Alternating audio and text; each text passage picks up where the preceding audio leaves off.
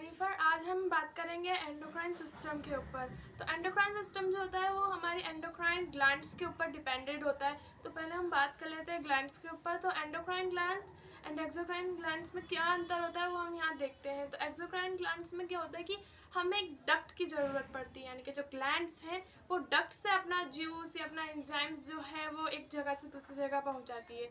यानी कि हम ये कह सकते हैं कि a gland which secretes its product into a duct is called exocrine glands। यानी कि ऐसी ग्रंथियां जो अपना जो प्रोडक्ट है उसे किसी नलिका की सहायता से दूसरी जगह या भेजे, उसे बाह्य स्रावी ग्रंथि कहा जाता है। अब अपन अगर देखें कि एंडोक्राइन सिस्टम क्या होता है, तो इसके अंदर किसी डक्ट की ज़रूरत नहीं होती, यानी कि द एंडोक्राइन ग्लैंड्स जो होती है वो डक्टलेस होती है और एंडोक्राइन ग्लैंड्स ही मिलकर एंडोक्राइन सिस्टम बनाती है। तो एंडोक्राइन सिस्टम के अंदर कौन कौन सी ग्लैंड्स आती है वो हम देखते हैं। तो सबसे फर्स्ट हम बात करेंगे पिट्यूटरी ग्लैंड की। पिट्यूटरी ग्लैंड को हम हिंदी में बोलते हैं पीयूष ग्रंथि। ये हमारे मस्तिष्क यानी कि हमारे ब्रेन में प्रेजेंट होती है और इसका वर्क क्या होता है, पहले तो हम इसका हार्मोन देख लेते हैं। तो इसका हार्मोन जो होता है वो होता है ग्रोथ हार्मोन, यानी कि वृद्धि हार्मोन। अब इसके नाम से पता चल रहा है इसका नाम है ग्रोथ हार्मोन, यानी कि ये मेंटेन करेगा हमारी ग्रोथ को। हमारी ग्रोथ को ये कैसे मेंटेन करता है, यानी कि देखो करो कोई लोग ज़्यादा लंबे हो जाते हैं, कोई बौने रह जाते हैं, तो वो सब ग्रोथ हार्मोन यानी वृद्धि हार्मोन की वजह से ही होता है, जो कि सिक्रीट होता है पिट्यूटरी ग्लैंड से। अब सेकेंड पर हम बात करते हैं हाइपोथैलेमस ग्लैंड की। हाइपोथैलेमस जो ग्लैंड होती है उसका एक ही वर्क होता है, वो पिट्यूटरी ग्लैंड से जो हार्मोन निकल रहा है, जो ग्रोथ हार्मोन निकल रहा है, इसके अलावा भी बहुत से हार्मोन्स हैं, वो जितने भी सिक्रीट हो रहे हैं उन सबका मेंटेन करती है, यानी कि कंट्रोल करती है कि वो लिमिट से सिक्रीट हों। यानी कि हाइपोथैलेमस और पिट्यूटरी ग्लैंड दोनों ब्रेन में प्रेजेंट होती है और दोनों एक दूसरे से जॉइंट होती है। यानी कि हाइपोथैलेमस जो है वो कंट्रोल करेगा कि पिट्यूटरी ग्लैंड कितने अमाउंट में अपना हार्मोन रिलीज कर रही है।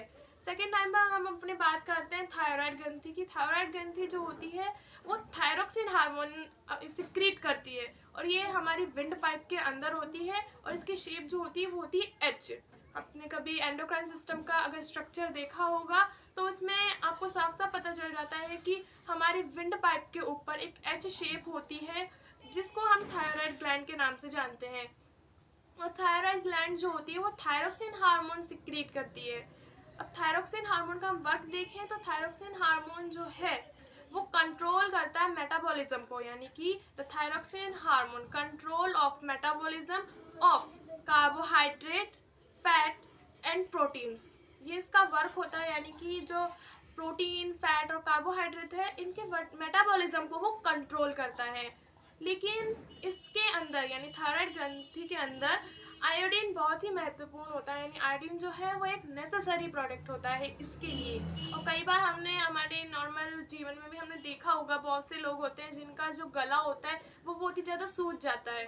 उसके सूजने का कारण यही होता है क्योंकि उसकी बॉडी में आयोडीन जो है वो बहुत कम अमाउंट में होता है, जिसकी वजह से थायराइड ग्लैंड जो है वो सूजने लगती है, जिसकी वजह से गॉइटर रोग होता है। क्योंकि थायरोक्सिन हार्मोन फॉर्मेशन जो कि थायराइड ग्लैंड में होता है उसके लिए आयोडीन एक नेसेसरी चीज़ है। अगर आयोडीन आपके थायरोक्सिन हार्मोन में नहीं है या फिर थायराइड ग्लैंड में नहीं है तो थायरोक्सिन हार्मोन का अमाउंट जो है वो कम या ज़्यादा हो सकता है, जो कि हमारे लिए आप जानते हैं लाभदायक हो ही नहीं सकता। अगली हम बात करते हैं पैराथायराइड ग्लैंड की। जो पैराथायराइड ग्लैंड होती है वो थायराइड ग्लैंड के अगर हम एंडोक्राइन सिस्टम के अंदर देखें स्ट्रक्चर में, थायराइड ग्लैंड के ऊपर हमें 4 डॉट्स दिखते हैं। वो डॉट्स जो होते हैं वो पैराथायराइड ग्लैंड ही होती है और ये हमारे ब्लड में कैल्शियम फॉस्फेट को रेगुलेट करती है। यानी इसका जो वर्क होता है वो हमारे ब्लड के अंदर कैल्शियम एंड फॉस्फेट जो होता है उसके अंदर मेंटेनेंस से बना के रखती है। अगली हम बात करें एड्रिनल ग्रंथि की, यानी एड्रिनल ग्लैंड की। तो एड्रिनल ग्लैंड जो होती है वो हमारी किडनी के टॉप पर प्रेजेंट होती है, यानी कि the adrenal gland is present on the top of kidney. यानी कि जो हमारी किडनी है उसकी 2 होती है और ये एक शंकु यानी कोन की तरह होती है। हमारे एक्सक्रीटरी सिस्टम के अंदर हम आसानी से इसको देख लेते हैं। इसका दूसरा नाम जो है वो हम नॉर्मली लैंग्वेज में इसको बोलते हैं करोया मरो ग्लैंड। इसका जो हार्मोन है वो होता है एड्रिनलिन हार्मोन और ये ज़्यादातर हमारी जो फीलिंग्स हैं इन पे कंट्रोल करके रखता है। जैसे कि कभी कभार हम ज़्यादा एक्साइटेड होते हैं, किसी भी चीज़ को लेकर हम ज़्यादा एक्साइटेड होते हैं या ज़्यादा घबराए हुए होते हैं तभी ये जो एड्रेनल ग्लैंड है ये एड्रेनलिन हार्मोन को बहुत ज़्यादा अमाउंट में सिक्रीज करती है। वैसे इसका अमाउंट जो होता है वो लो होता है, बट अगर हम किसी भी चीज़ के अंदर एक्साइटमेंट दिखाते हैं या हम नाराज़ हो जाते हैं, गुस्सा हो जाते हैं, तब ये एड्रेनलिन हार्मोन जो है वो ज़्यादा अमाउंट में रिलीज़ होने लगता है। और अब हम बात करते हैं पैनक्रियाज की। तो पैनक्रियाज जो है वो एंडोक्राइन सिस्टम और एक्सोक्राइन सिस्टम दोनों में ही बराबरी से वर्क करता है। वो कैसे कि देखो, हम डाइजेस्टिव सिस्टम में एक पत्ती के आकार की शेप बनाते हैं, एक लीफ टाइप शेप बनाते हैं जिसको हम पैनक्रियासी कहते हैं। ये स्टोमक के बिलो होता है, स्टोमक के नीचे की तरफ होता है। और आप जानते हो ये पैनक्रियाटिक जूस का जो है स्रावन करता है, यानी कि पैनक्रियाटिक जूस जो है वो रिलीज करता है। वो जूस आपके डाइजेशन में हेल्प करता है। मतलब इसकी एक डक्ट होती है, पैनक्रियाटिक जूस जो निकल रहा है उसकी एक डक्ट होती है जिससे कि जूस जो है वो स्मॉल इंटेस्टाइन अदर ऑर्गन्स में जाता है। तो यानी कि ये एक्सोक्राइन सिस्टम में वर्क कर रहा है।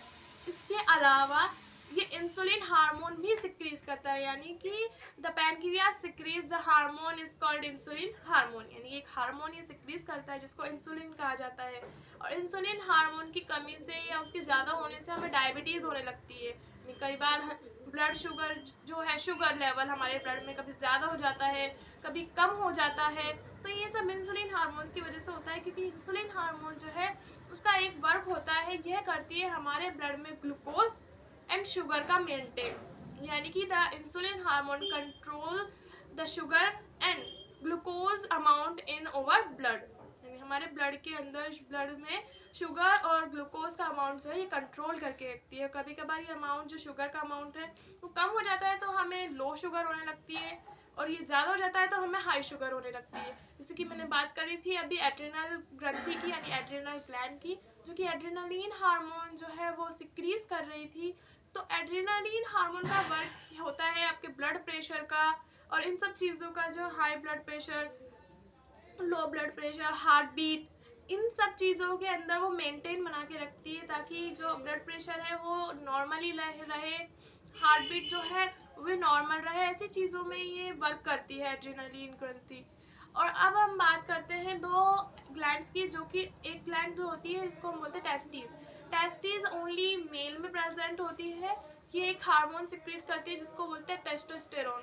और टेस्टोस्टेरोन ज़्यादातर क्या टीन एज में ही ये सिक्रीज होता है, यानी कि टीन एज के अंदर टेस्टोस्टेरोन हार्मोन जो है वो सिक्रीज होता है, या फिर हम कह सकते हैं ज़्यादा अमाउंट में सिक्रीज होता है।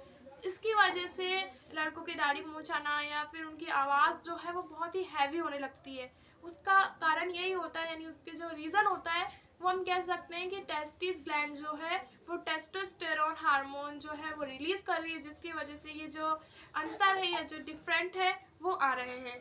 एक बात आती है ओवरी की। तो ओवरी जो है वो भी एक ग्लैंड के रूप में वर्क करती है और ये दो हार्मोन का स्रावन करती है। दो हार्मोन इसके अंदर से सिक्रीज होते हैं, एक होता है प्रोजेस्टेरोन और एक होता है एस्ट्रोजन। और ये दोनों वर्क करते हैं फीमेल के अंदर उसकी स्ट्रक्चर पर, कि उसकी आवाज़ जो है वो कितनी पतली हो रही है, उनकी आवाज़ कैसी है, उनका बॉडी स्ट्रक्चर कैसा है, इन सब चीज़ों में ये वर्क करते हैं।